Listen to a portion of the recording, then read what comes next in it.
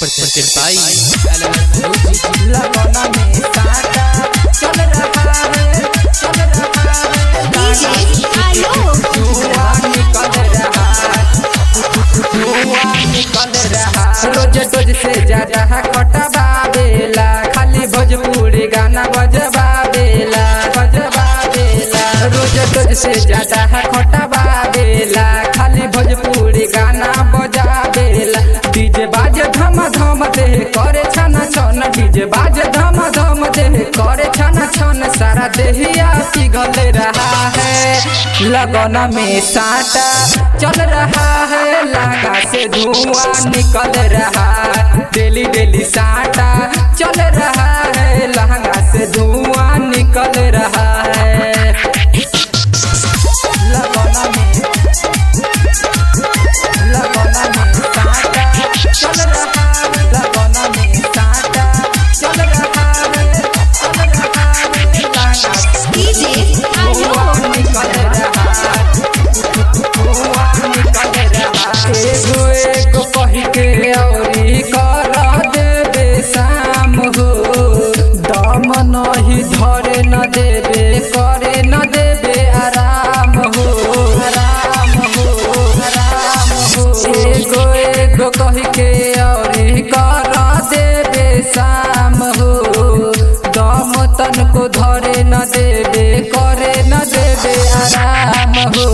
गंदा गंदा गाना बजा के गंदा गंदा गाना बजा के टोली पे चढ़ रहा है लगना में साटा चल रहा है लहंगा से धुआं निकल रहा डेली डेली साटा चल रहा है लहंगा से धुआं निकल रहा है लगना में साटा चल रहा है लगना में साटा चल रहा है लहंगा धुआं डीजे आलोक बुझे न दर्द तनको गौआ चाहे बरियतिया कर दूर गति हमरो सारी सारी रतिया बुझे न दर्द तनको गौआ चाहे बरियतिया करे दूर गति हमरो सारी सारी रतिया विक्की भैया पीछा न छोड़े सूरज दीवाना पीछा न छोड़े बहिया पकड़ रहा है लगना में साटा चल रहा है लहंगा से धुआं निकल रहा डेली डेली साटा चल रहा है लहंगा से धुआं निकल रहा है